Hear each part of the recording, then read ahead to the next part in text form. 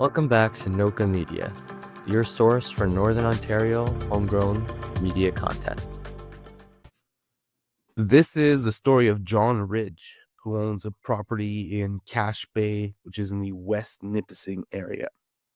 He purchased this property a couple years ago after a fire. So there was a burnt down house on the property.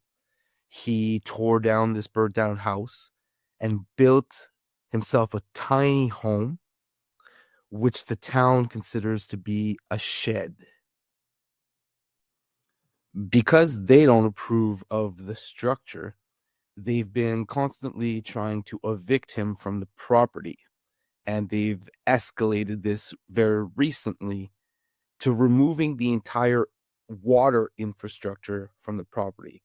We're talking functioning water infrastructure that they went and spent taxpayer money to go remove entirely from there so that he could never access water again. So the building inspectors showed up today, and a band of bozos and a bunch of cowards. And they claim that this house is too tiny. It's too small to live in. It's affordable. That's why it's this small. It's also very safe for someone that suffers from seizures. But they can't get their heads around the fact that the building code and the bylaws were written when a time when houses were approximately 300 grand. Now those same houses start at 3 million. To afford a house today, this is the kind of thing that people are going to have to do, and they're going to have to do it in the future. Therefore, I'm not going to back off. I'm not going to live anywhere else. I'm staying on my property that I own outright.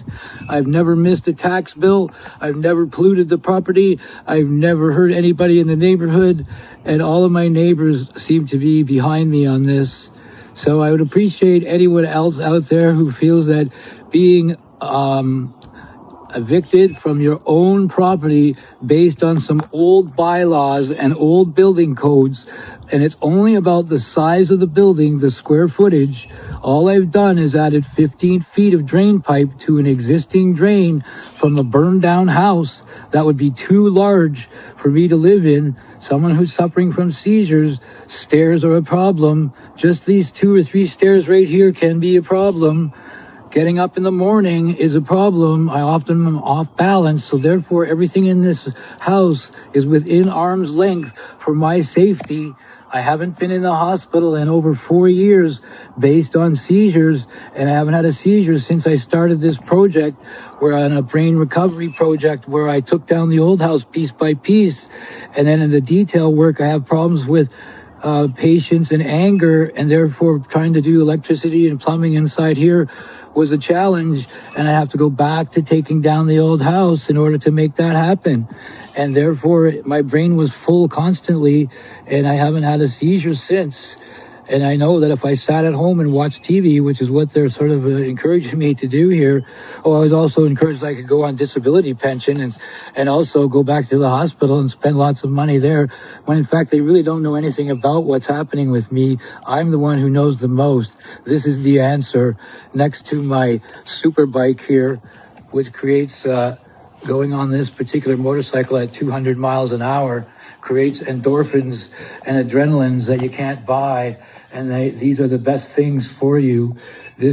First thing I did was take this bike to Mosport in order to get that medicine. Anyways, just thought I'd give you an update as to what's happened here at 13 Yonge Street in Cache Bay. There was 6 or 8 police officers here. I wrestled with one of them in my backyard. For what reason, I still don't understand. They initially told me they weren't going to participate in this.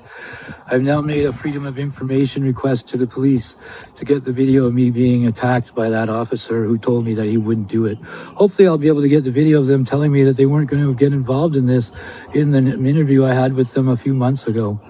Anyways, thank you. Bye now. Okay, Corinne and everybody else, here they are. I went to see the MP last night, and here they are. Hey, God. Here they are. Look what they're doing. Are you believing this? This is a permanent water turn-on. Permanent water turn-on. Are you crazy? Permanent. They are permanently turning the water off. I guess you stay behind the Could you just fuck off? Thank you. Thank you. Thanks, Josh. So, last night I went to see Jim Belanger, and they told me they were sort of going to have to work with me.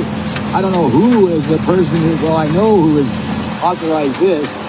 And again, how much money is the municipality wasting on trying to continue to make me homeless? How much money? We got 1, 2, 3, 4, 5 guys. We got trucks running. And this thing, how much does this cost an hour? What about, who knows?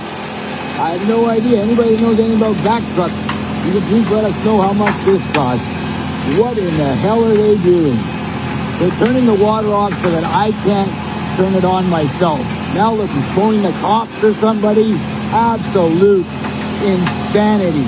These people are out of their minds. Who do they think they are? So then it's time for you, well, for somebody to run for the mayor's office, get rid of this CAO, and end this. This is absolute ludicrous insanity, stupidity. This is something that you see Donald Trump doing. What in the hell are we doing? Is this Canadian? What do you think, Mark Carney? Is this Canadian? Is this what we do? We come and we force people out of their houses? This is, I can't believe this is Canada. What are you people on? This is ridiculous. Good morning, Canada. Here we are back again. Now it's around, what, I don't know, 10:30. So they came here this morning and they came to turn the water off. But guess what? They didn't turn it off. They took it away. There's no valve. There's no drain. They completely took the drain and the water pipe away, and they've gone. No letter that they're coming. No explanation why they're here. Well, we know why. My building that's more efficient than most buildings out there, that operates in a very small footprint, that doesn't create any kind of pollution. They don't want that. They want a bigger house that will create more of the crap, I guess. I don't know, but I can't believe they actually spent money removing the drain and removing the pipe, the water pipe. Like, is this Canada? I'm not sure. Can you please let me know what you think about this? Is this Canada? Is this how we treat people that we're trying to make homeless? We actually destroy their property by taking the drain out, taking the water line away. I can't even feed my dog. I can't even put water in the bowl for my dog. When I came here 3 years ago, there was a burned house here. They took the $200 and turned the water line on in one day. So what was the problem? I guess it's illegal to live in a small house in Canada. Get it? I'll be going back to the encampment. Thank you. Bye now. Stay tuned for further videos of this ludicrous, unbelievably stupid way of dealing with things. Thanks. Bye. We reached out to John, who answered almost immediately, and we'll be doing an interview with him just later today, actually. So we'll be making another video with getting some of the answers on record and making this a little bit clearer as to what's going on and how this all began. If you're interested in staying up to date with this story, you can follow John on Facebook. He posts a lot of those short videos. And keep an eye out for this interview video that we'll be posting shortly. Thanks for watching. Don't forget to like, share, and subscribe. If you have a story or event you would like to see featured on this channel, just send us an email at nocaudits@gmail.com.